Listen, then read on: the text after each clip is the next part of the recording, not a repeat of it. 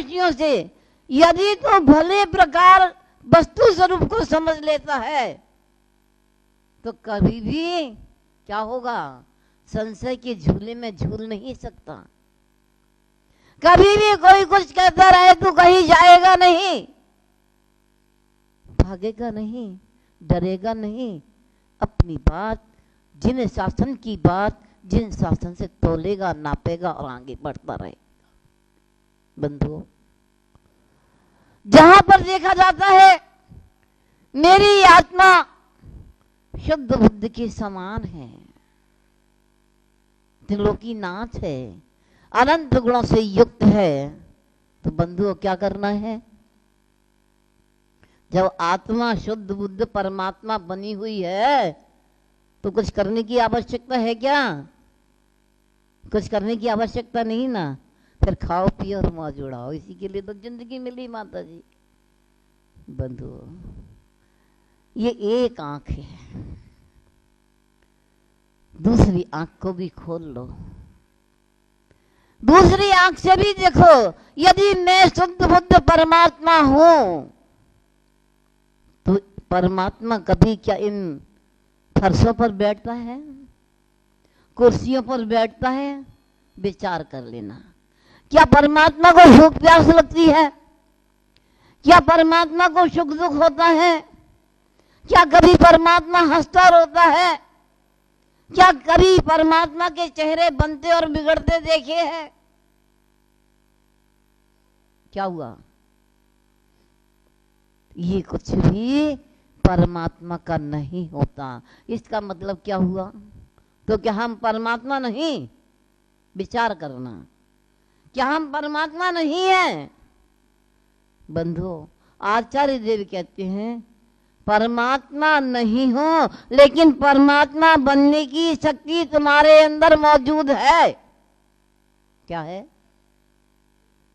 अभी परमात्मा नहीं हो, परमात्मा के समान बनने की शक्ति तुम में मौजूद है। ये दोनों आंखों ने निचोड़ करके बतलाया, क्योंकि वस्तु इसलिए ये है, निश्चय नहीं कहता है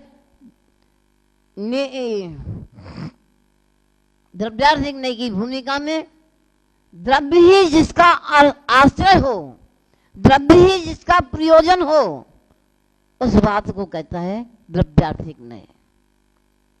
और पर्याय के आश्रय होकर के कथन करने वाले को पर्यायार्थिक नहीं कहते हैं। निश्चय ने और व्यवहार ने, द्रव्यार्थिक ने और पर्यायार्थिक ने। द्रव्य और पर्याय, द्रव्य यानी जीव, द्रव्य वस्तु का स्वभाव क्या है? इसका स्वभाव तो सिद्ध शुद्ध भगवान के समान है। राग द्वेष करना इसका धर्म नहीं है, इसका स्वभाव नहीं है। जल का स्वभाव कैसा है? कैसा है? गरम, शीतल है। सभी कहेंगे शीतल है, लेकिन अग्नि का निमित्त मिल जाए तो उसे अग्नि पर रख दिया जाए और पानी खौलने लगे, कितना शीतल है। कहीं धोखे से उठाने रखने में महिलाओं के हाथ कभी कभी जल जाते हैं, क्या होता है? तो पानी शीतल है कि गर्म है? अब क्या बोलोगे? एक उत्तर आ रहा है गर्म है, एक पहले उत्तर आया था ठंडा है। मतलब मैं जैसे कहती रहूंगी वैसे ही आप बोलते रहेंगे। ऐसा मत करना, मेरी बात को मत मानना, लेकिन परमात्मा की बात को माने बिना कभी छोड़ भी मत देना।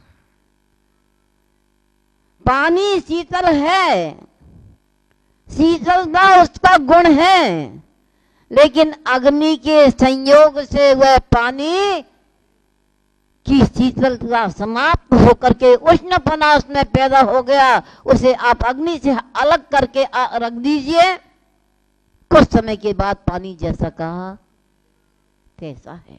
ये स्वभाव है, और यह एक पर्याय है जिसे गर्म पानी किया है आपने, अग्नि का संयोग दिया है। इसी तरह से जीव का स्वभाव ज्ञाता दृष्टा है, जानना और देखना उसका काम है। लेकिन हम क्या करते हैं, क्या करते हैं बता दो? जान देख करके छोड़ देते हैं क्या? बाजार में जाते हैं, लक्ष्य लेकर के जाते हैं, कहाँ जाना है, क्या खरीदना है, इसके बावजूद भी रास्ते से गुजरते हुए नाना प्रकार के बाजारों की दुकानें मिलती हैं। साड़ी वालों को साड़ी भी दिख जाती है, खाने वालों को मिठाइयाँ भी दिख जाती हैं, और नाना मालूम क्या क्या वस्तुएं मिल जाती हैं। लेकिन हमारा लक्ष्य है, हम पहुंचना हमें वही है। फिर भी हमारी दृष्टि उन पकवानों पर, उन साड़ियों पर पड़ रही है। जानना देखना बुरा नहीं है, आंख का काम देखना है, वह देखती है। लेकिन आचार्य देव कहते हैं भैया अपने अधिकार में रहोगे तो किसी की ताकत नहीं कि आपको जेल में पहुंचा दे। लेकिन अधिकार छोड़ करके अनधिकार की चेष्टा अपना लोगे तो क्या होगा? आपके मकान की जो भूमि है उसकी सीमा है, आपने सीमा से बाहर 1 फुट 2 फुट की जगह लेकर के अपने मकान की सीमा में मिलाना चाहा, पड़ोसी ने झगड़ा कर दिया। क्यों किया था झगड़ा? समझ गए? क्यों किया था? मकान आपका था लेकिन जगह किसकी थी? पड़ोसी की। पड़ोसी की जगह पर आपने अनधिकार चेष्टा की।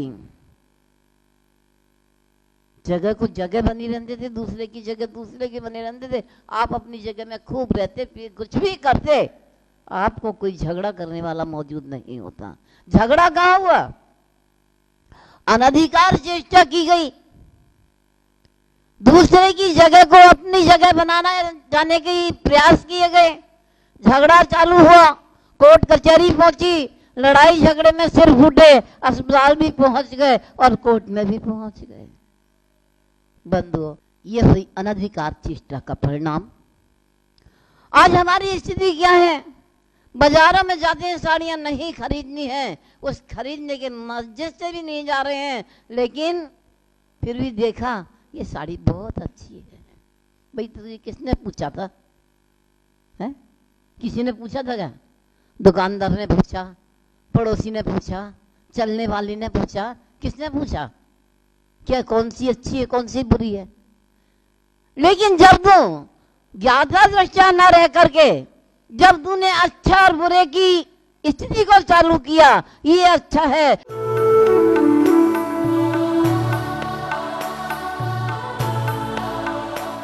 अग्रिम पंक्ति में बैठने वाला ऐसा कर्णधार बनाया जाता है जिसको पहले राजा कहते थे, मंत्री कहते थे, प्रधान कहते थे। आज उसी भाषा का रूपांतरण हुआ, मंत्री अध्यक्ष कहने लगे, कोषाध्यक्ष और कार्याध्यक्ष कहने लगे, उपाध्यक्ष आदि संज्ञाओं से उनको हम समझने लगे। समाज कितनी भी मजबूत हो, अपना ध्यान यत्र तत्र ना ले जाए, कोई भी आवागमन तो बना रहेगा, क्योंकि ये प्रवचन हॉल है। अगर ये पिक्चर हॉल होता तो शायद ये आवागमन बंद हो गया होता, क्योंकि हम जैन संस्कृति में जी रहे हैं। जैन संस्कृति में जीने का आशय भगवान महावीर ने ये नहीं कहा कि आप कठोर बने, लेकिन ये भी नहीं कहा कि नींबू जैसे बन जाएं, आपको लोग निचोड़ें और फेंक दें। ये भी नहीं कहा कि आप इतनी निर्दयी बन जाएं जिसको तन ढकने के लिए अपने पुराने कपड़े भी ना दे पाएं। तो ये भी नहीं कहा कि इतने दयावान बन जाओ कि केले की तरह तुमको छील दिया जाए और खा लिया जाए। सोचने की बात यह है सिर्फ कि अध्यक्ष, मंत्री और समाज कितनी भी सुसंस्कृत हो, कितनी भी संपन्न हो, अगर व्यवहार कुशला नहीं है तो वो समाज किसी दीन की नहीं है। रंगीन कागज के टुकड़ों के आप स्वामी हो सकते हैं, आप वैभववान हो सकते हैं, आप सेठ साहूकार कहला सकते हैं, लेकिन वो सेठ साहूकारी किस दिन की जो आपको धर्म से ना जोड़ पाए, जो आपको आपका व्यवहार ना समझा पाए, जो आपको कुशल व्यवहारी ना बना पाए। रंगीन टुकड़े आपके जीवन को रंगीन कर सकते हैं, लेकिन दागहीन नहीं कर सकते। इसका ध्यान रखना होगा। हम एक अच्छे अध्यक्ष के साथ यहाँ रहते हैं, क्योंकि मेरी गुरु माँ ने जो हम शिष्यों को शिक्षा दी है, वो शिक्षा ये नहीं दी अपना काम बनता और भाड़ में जाए। उन्होंने कहा है तुम भी खाओ और जो भूखा है उसको भी खिलाओ। तुमको जो अच्छा लगता है वो दूसरों के लिए परोसो। तुम्हें जो अच्छा लगता है वो दूसरों के लिए उपयोग में लाओ। लेकिन ये शिक्षा नहीं दी मेरा मेरा, बाकी जो तेरा है वो भी मेरा। तो हम ये मान करके चलें, तलवंडी के अंदर आपको एक अच्छा अध्यक्ष मिला है। उनका व्यक्तित्व तो अच्छा है, उनका कृतित्व तो अच्छा है, उनकी रचना अच्छी है। जब रचना अच्छी है तो उस पर अगर खारा भी आता है तो मीठा हो जाता है, शब्द अशब्द में आता है वो शुद्ध शब्द में बदल जाता है। हम फिर भी इस कार्यकाल में अपना इतिहास में नाम ना लिखा पाए तो क्या मतलब है इस तलवंडी का, और क्या मतलब है किसी दूसरी मंडी का। ध्यान रखना महान भावों, पिन बुरी तो जरूर लगती है, उस तरह मैं भी आपको बुरी लग सकती हूं।